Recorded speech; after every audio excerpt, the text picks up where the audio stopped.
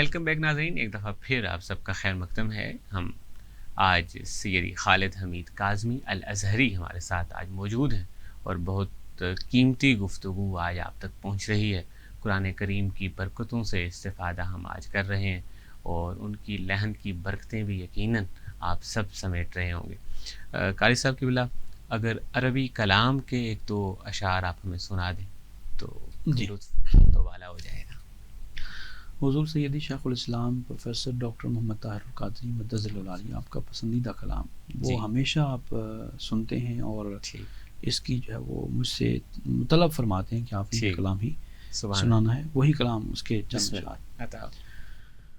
قمرون قمر سيدنا النبي قمر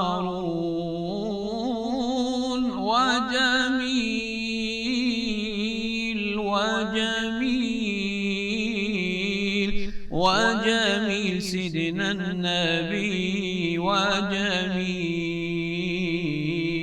وكف المصطفى كالورد نادي الله الله وعطرها يبقى إذا مست أيادي الله الله وكف المصطفى كالورد نادي الله الله وعطرها يبقى إذا مست أيادي الله الله وعمن والوها كل العباد وعمن والوها كل العباد وعمن والوها كل العباد حبيب الله يا خير البرايا قمرون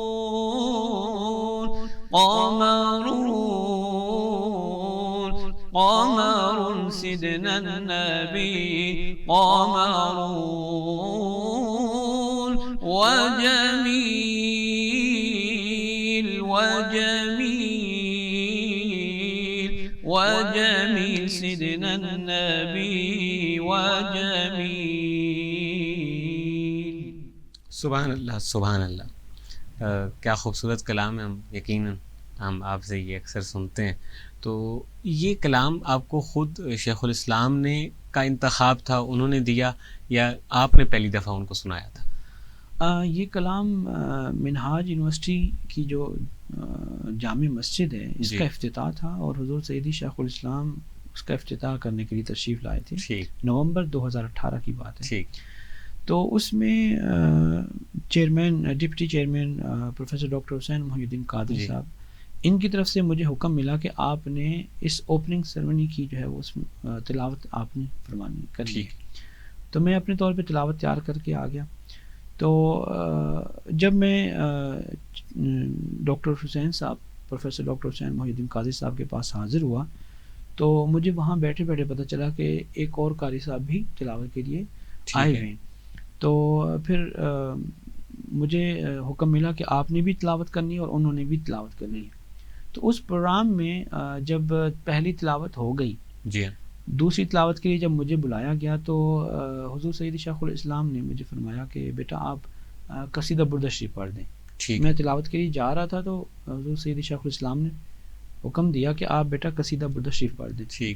تو میں نے پھر ان کو آگے جو ہے عرض کی کہ حضور مجھے ایک عربی کا کلام آتا ہے جو میں نے مصر سے تیار کیا ہوا ہے اپنے استاد محمد یاسین المنشلی سے، تو اگر آپ اجازت دیں تو میں وہ پڑھ دوں۔ ٹھیک ہے۔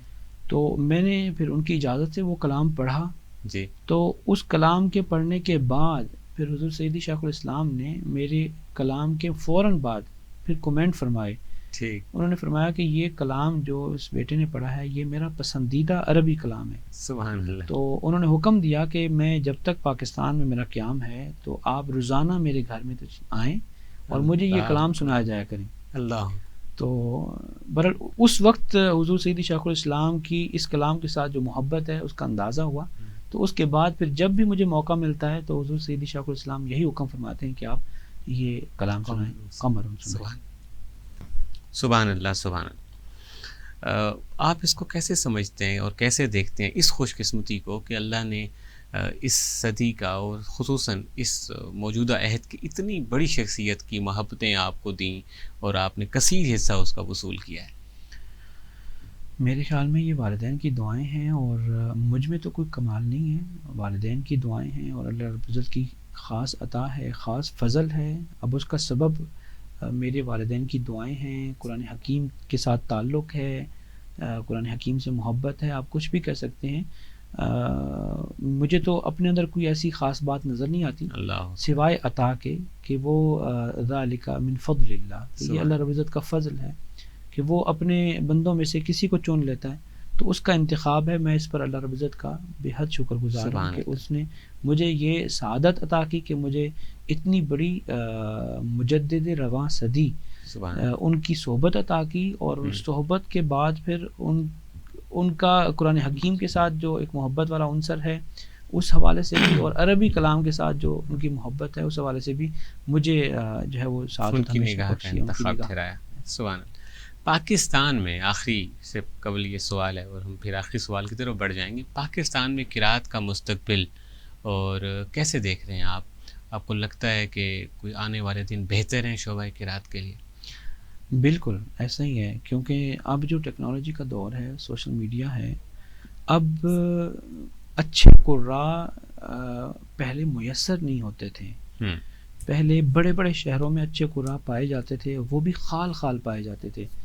اب اچھے قراء ہر انسان کی دسترس میں ہیں، وہ چاہے یوٹیوب ہو، چاہے سوشل میڈیا کے ذریعے جو اپلیکیشنز ہیں ان کے ذریعے قرآن حکیم کی کوئی خدمت کر رہا ہو، تو اچھے قراء کا میسر آ جانا اور اتنا وافر مقدار میں اور اتنا مطلب ہر لمحہ آپ کو میسر ہیں، تو انسان کا شوق ہے۔ پھر جو لوگ اس فن سے محبت رکھتے ہیں، شوق رکھتے ہیں، وہ پھر اس پر محنت کرتے ہیں۔ بالکل ٹھیک۔ میں نے اب نوجوانوں میں یہ ٹیلنٹ دیکھا ہے کہ وہ بڑے قراء مصر کے ہوں یا ایران کے ہوں، ان کو سنتے ہیں، ان سے سیکھتے ہیں، اور اس پر پھر وہ آ کے اپنی تلاوت پیش کرتے ہیں، اور یہ بڑا اچھا جو ہے وہ میں دیکھ رہا ہوں پاکستان کا مستقبل کہ وہ لوگ اس طرف بڑھ رہے ہیں، خاص کر ہمارے نوجوان، اور نوجوان سے بھی بڑھ کے چھوٹے بچے وہ قرآن سے بہت زیادہ منسلک ہو رہے ہیں اور قرآن کی خوبصورت تلاوت کرنا چاہتے ہیں اور اس فن میں آگے بڑھ رہے ہیں۔ بالکل، یعنی آپ نا امید نہیں ہیں۔ جی، اس میں آپ کو مثال دوں گا،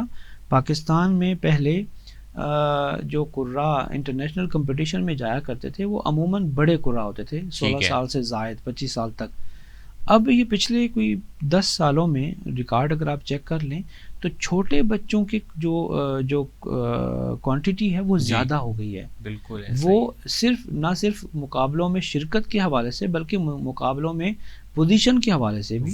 جیسے ابھی آپ نے دیکھا کہ ہمارا ایک پاکستانی بچہ ہے قاری ابو بکر مانسیرہ کا، اس نے پورے ملک کا نام روشن کیا ہے۔ اب وہ اس عمر میں ظاہر ہے اساتذہ اس کو میسر آئے ہیں، اس نے وہ اس فن کو کہیں سے بھی، چاہے وہ سوشل میڈیا کا استعمال کیا ہے، یوٹیوب کا استعمال کیا ہے، کہیں سے بھی حاصل کیا ہے اور اس کو پرفارم کیا ہے۔ اس طرح بہت سارے قراء ہمارے ابھی چھوٹے نوجوان بچے چھوٹے وہ ابھی تیار ہو رہے ہیں اور انٹرنیشنل کمپٹیشن میں نمائندگی کر رہے ہیں۔ بالکل ٹھیک ہو گیا، اور ظاہر ہے یہ آپ کی یہ بات بہت ویلڈ ہے کیونکہ آپ تو مختلف مقابلہ جات کو بھی دیکھ رہے ہیں اور پورے ملک کا ٹیلنٹ جو ہے آپ کے سامنے آتا ہے۔ آپ ایک ایسے ادارے سے وابستہ ہیں جو حفظ قرآن کے حوالے سے، قرات کے حوالے سے بہت اہم کردار ادا کر رہا ہے اور پاکستان کے بہت بڑے اداروں میں اس کا شمار ہوتا ہے، تحفیظ القرآن۔ تحفیظ القرآن کا تعارف کچھ اپنی زبانی آپ فرمائیے اور مختصر سے وقت میں بتائیے کن ڈائمینشن میں کام۔ منہاج انسٹیٹیوٹ برائے قرات و تحفیظ القرآن لاہور، جی، جس کی بنیاد حضور سیدی شیخ الاسلام نے اپریل 1994 میں رکھی، تقریباً 30 سال یا 31 سال ہو گئے ہیں اس ادارے کو۔ اس ادارے میں حفظ القرآن کی تعلیم دی جاتی ہے اور ہم 5th پاس بچہ لیتے ہیں اور عمر اس کی 11 سال ہوتی ہے، اس کو لیتے ہیں ہم۔ اسکول کی تعلیم کے ساتھ ساتھ حفظ کرواتے ہیں۔ بالکل ٹھیک ہے، یعنی اسکول کا حرج نہ ہو۔ جی، اسکول بالکل، منہاج القرآن کی جو ایجوکیشنل پالیسی ہے وہ یہی ہے کہ آپ دین اگر کسی کو دے رہے ہیں تو اس کو دنیا کے ساتھ دے رہے ہیں۔ بالکل ٹھیک، وہ جدا نہیں ہے، بالکل ٹھیک، ہر سطح پہ جدا نہیں ہے۔ ٹھیک، تو اس میں پھر ہم نے حفظ القرآن کے ساتھ ساتھ پھر ایک قرات کا شعبہ بھی اوپن کیا ہے الگ سے، یعنی قرات پر الگ سے توجہ دی جا رہی ہے۔ جب حفظ بچہ کر لیتا ہے تو اس کو ہم 2 سال کے لیے اپنے پاس روکتے ہیں. وہ ہمارے پاس مڈل کے بعد 9th اور 10th کرتا ہے, 2 سال کا قرات کا تجوید کا کورس کرتا ہے, اور پھر 2 سال میں ہی اپنی حفظ کی ریویژن کرتا ہے. ٹھیک ہو گیا. اسی کے ساتھ ساتھ اسی کے ساتھ ساتھ یعنی اب پرائمری پاس بچہ آئے گا تو وہ میٹرک تک ہمارے پاس رک سکتا ہے. ٹھیک ہے. ہاں, اسکول کی تعلیم میٹرک تک. اگر وہ مڈل کے بعد حفظ کے بعد جانا چاہتا ہے تو اس کو اجازت ہوتی ہے, اگر رکنا چاہتا ہے تو ہم اس کو یہ سہولت دیتے ہیں. پھر اس کے ساتھ ایک اور خاص بات ہے کہ ہم حفظ کے ساتھ ساتھ ترجمۃ القرآن پر فوکس کرتے ہیں. اچھا. یعنی صرف بچے کو قرآن یاد نہیں کرواتے, اس کو اس کے معنی سمجھاتے ہیں تاکہ وہ ان معنی کو اپنی زندگی میں ڈھال سکے, عمل میں لا سکے. ظاہر ہے عمل میں تبھی لائے گا جب اس کو اللہ رب العزت کے فرمان کا علم ہوگا. تو ترجمۃ القرآن کا جو ہے وہ ہم ایک باقاعدہ ہم نے سبجیکٹ شروع کیا ہوا ہے. وہ 6, 7, 8 اسکول کی کلاسز کے ساتھ ہم 3 سال میں پڑھاتے ہیں تاکہ بچے کے اندر یہ صلاحیت پیدا ہو سکے کہ وہ قرآن مجید کو سمجھ سکے, خود ترجمہ بھی کر سکے. کیا بات ہے, سبحان اللہ. والدین جو بچوں کو حفظ کروانا چاہتے ہیں, کیا تجاویز ہیں ان کے لیے؟ چونکہ اب سوشل میڈیا کا دور ہے, اب بچے کو اگر 2ری 3ری کے بعد سے آپ شروع کروائیں گے تو وہ زیادہ فائدہ مند ہوگا. چونکہ بچہ اب اگر اپنی توجہ کو ڈائیورٹ کر بیٹھا ہے, اس کے بعد اس کا حفظ کی طرف منتقل ہونا وہ اس کے لیے تھوڑا مشکل ہوتا ہے, اور اس کو شاید چیلنجیبل بھی لگتا ہے کہ یہ مشکل کام ہے. تو اگر بالکل بیسک ابتدا سے ہی 2ری جماعت کے بعد 3ری جماعت کے بعد اگر آپ بچے کو حفظ میں ڈالیں گے تو وہ جلدی آپ کو رزلٹ ملے گا. والدین سے یہی گزارش ہے, اگر بچے کے اندر بچے میں اگر آپ حفظ کی صلاحیت دیکھنا چاہتے ہیں, سب سے پہلے آپ ان کے اندر شوق پیدا کریں, وہ خود بھی اس کو اون کرتے ہوں. ایسا نہ ہو کہ وہ کہیں کہ میں والدین کی خواہش پر حفظ کر رہا ہوں, ایسا نہ ہو, بلکہ وہ خود کہے کہ میں یہ اللہ کا کلام ہے, میں اس کو یاد کرنا چاہتا ہوں, اس کی یہ فضیلت ہے. تو بچے کے اندر شوق ہوگا تو وہ آپ کو رزلٹ دے گا. شوق نہیں ہوگا تو وہ جیسے جبر کے طور پہ آپ اس کو حفظ کروا رہے ہیں, یا آپ یہ کہیں کہ آپ نے 10 خاندانوں کی بخشش کروانی ہے, اب اس کو خود کو کیا ملے گا وہ اس کو اندازہ نہیں ہوتا, وہ صرف خاندان پہ فوکس کر رہا ہوتا ہے. تو میرے خیال میں یہ ناانصافی ہے. آپ بچے کے اندر قرآن کی محبت ڈالیں, جیسے حضور نبی اکرم صلی اللہ علیہ وسلم نے فرمایا کہ آپ بچوں میں قرآن کی محبت پیدا کریں اور اہل بیت اطہار کی محبت پیدا کریں. یہ 2 محبتیں حضور نے خود فرمایا کہ بچوں کے اندر پیدا کریں, ان کو قرآن سکھائیں, قرآن سے جوڑیں, پھر اہل بیت اطہار کے ساتھ جوڑیں. یہ حضور کا فرمان ہے, اور میں بھی کہوں گا کہ آپ قرآن کی محبت ڈالیں گے تو تب حفظ ہوگا. سبحان اللہ, سبحان اللہ. سر جہاں قرآن کا ذکر ہو گیا تو آپ نے اہل بیت کا ذکر بھی کر دیا, تو آیات تطہیر میں سے 1 یا 2 آیتیں اگر ہمیں سنا دیں. میں آیت تطہیر میں وہ جو خاص حصہ ہے اہل بیت اطہار کا, اسی کی تلاوت. جی بسم اللہ. انما يريد الله ليذهب عنكم الرجس اهل البيت ويطهركم تطهيرا. سبحان اللہ, سبحان اللہ تعالیٰ ہمیں بھی حضور کی اہل بیت سے ہمیشہ جوڑے رکھے, کیونکہ قرآن اور اہل بیت دونوں لازم و ملزوم ہیں. دونوں میں سے کوئی ایک چیز بھی چھوٹ گئی تو ہم کامیاب نہیں ہوں گے. آخری سوال اور پھر ہم اختتام کی طرف بڑھتے ہیں. رمضان المبارک کی روٹین تو بہت ٹف ہوتی ہے آپ کی, پھر تحفیظ القرآن کی ذمہ داریاں بھی ہیں, ریکارڈنگز بھی ہیں, رات کو تراویح بھی سنانی ہے, کیسے مینج ہو جاتا ہے اتنا سب کچھ؟ اللہ رب العزت توفیق دیتا ہے. یقیناً یہ مہینہ جیسے برکات اور رحمتیں لے کے آتا ہے, تو آپ کو رحمتوں کے حصول کے لیے, برکات کے حصول کے لیے ایفرٹ تو کرنی پڑتی ہے. تو اللہ کا شکر ہے کہ یہ مہینہ خدمت قرآن میں گزرتا ہے, چاہے وہ کمپٹیشن کی صورت میں ہو, مختلف ٹی وی چینلز پہ کمپٹیشنز ہوتے ہیں قرات کے, اور اسی طرح مختلف ٹی وی چینلز کی ٹرانسمیشنز, چاہے وہ سحر ہوں یا افطار ہوں, اس میں تلاوت کا موقع مل جانا ہو, یا پھر قرآن حکیم کی تدریس ہو. تو میرے خیال میں صرف یہ 1 مہینہ ہی ہے, اور اللہ رب العزت نے اسی مہینے میں خیر من الف شہر, سبحان اللہ, یہ ایک رات وہ بھی عطا کی ہے کہ جو 1000 راتوں سے افضل ہے. تو میرے خیال میں ایفرٹ کرنا کوئی بری بات نہیں ہے, تو مینیج کرنا چاہیے. تو کبھی سوچا تھا بچپن میں کہ اللہ تعالیٰ اتنا بڑا مقام دے گا اور دنیا بھر میں چاہنے والے بھی ہوں گے اور پہچانا جائے گا اور نیشنل ٹی وی چینلز پر جگہ جگہ آپ کا ہی نام ہوگا؟ میرے خیال میں تو میں نے نہیں سوچا تھا، تو اللہ رب العزت نے مجھے یہ سعادت عطا کی ہے، میں اس کا بے حد شکر گزار ہوں۔ یقیناً میں اتنے بڑے مرتبے کا میں جو ہے وہ نہیں سوچ پایا تھا کہ ایسا میں بنوں گا یا ایسا اللہ رب العزت مجھے بنائے گا، کیونکہ میں اگر ایسا بننا چاہتا تو اس کے لیے ایفرٹ کرتا، یا یوں کہیں کہ میں شروع سے ایک شوق اور لگن ہوتی ہے انسان کے اندر کہ ایک مقام تک پہنچنا ہے، تو میرے اندر تو کوئی ایسی بات ہے نہیں، میرے اندر صرف اللہ رب العزت کا فضل ہے اور اس کی عطا ہے، اور وہی مجھے میسر ہے، اور اسی کی وجہ سے ہی اگر مجھ سے محنت ہو رہی ہے یا مجھ سے خدمت ہو رہی ہے تو یہ سارا جو ہے اللہ رب العزت کا فضل ہے اور حضور نبی اکرم صلی اللہ علیہ وسلم کے نارن پاک کا تصدق ہے۔ سبحان اللہ۔ بہرحال یہ تو جتنے بھی مقامات اللہ نے آپ کو دیے ان سب سے بڑا یہ ہے کہ اللہ نے آپ کو خانوادہ تطہیر سے جوڑا ہے اور آپ اس خانوادے سے تعلق رکھتے ہیں، تو یہ مقامات تو خیر آپ کو ہی جچتے ہیں۔ آپ کا بے حد شکریہ، آج کی یہ نشست بہت شاندار رہی اور آپ کی بدولت یادگار بھی ہو گئی۔ سامعین مکرم، ناظرین گرامی قدر، مجھے آج کے پروگرام سے اس آخری نعت کے ساتھ دیجیے اجازت۔ جناب اٹک سے بہت عمدہ استاد شاعر جنہوں نے نعت کے حوالے سے بہت کام کیا اور آج بھی نعت ہی کی تحقیق، تدوین اور تنقید کے حوالے سے آپ کی خدمات جو ہیں پیش کی جاتی ہیں اور آپ اپنا کردار ادا کر رہے ہیں۔ سید شاکر القادری صاحب کا کلام جو ہے میں نے پیش کرنا ہے، ان کی ایک کتاب سائبان میرے پاس ہے، اور اس سے پہلے ان کا ایک نعتیہ مجموعہ چراغ بھی تباہ ہو چکا ہے۔ ان کا ایک کلام سنی اور ہم اسی کے ساتھ انشاءاللہ اجازت چاہیں گے۔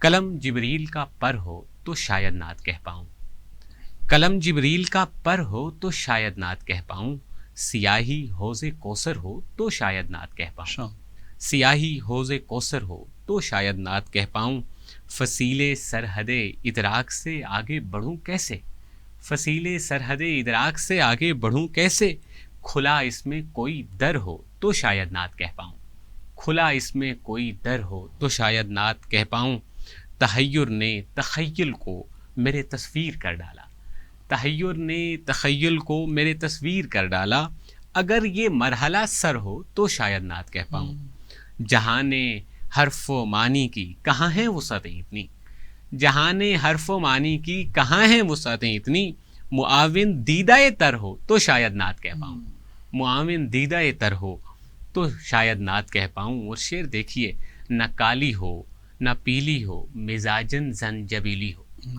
نہ کالی ہو نہ پیلی ہو مزاجن زنجبیلی ہو، درودوں سے زباں تر ہو تو شاید نعت کہہ پاؤں، درودوں سے زباں تر ہو تو شاید نعت کہہ پاؤں، کبھی اے شہر یار دل تیری آہٹ کی خوشبو سے، کبھی اے شہر یار دل تیری آہٹ کی خوشبو سے، حریم جاں معطر ہو تو شاید نعت کہہ پاؤں، حریم جاں معطر ہو تو شاید نعت کہہ پاؤں، اگر جبریل کی تائید و نصرت کی دعا کے ساتھ، اگر جبریل کی تائید و نصرت کی دعا کے ساتھ مجھے اذن پیمبر ہو تو شاید نعت کہہ پاؤں، مجھے اذن پیمبر ہو تو شاید نعت کہہ پاؤں، جو شاکر صاحب نہج البلاغہ کی بلاغت کا، جو شاکر صاحب نہج البلاغہ کی بلاغت کا میرے کشکول میں زر ہو تو شاید نعت کہہ پاؤں، میرے کشکول میں زر ہو تو شاید نعت کہہ پاؤں۔ ناظرین، آج کے پروگرام سے اپنے میزبان محمد ریحان مرزا کو دیجیے اجازت، انشاءاللہ جلد کسی اور نشست میں آپ سے ملاقات ہوتی ہے۔ اللہ نگہبان۔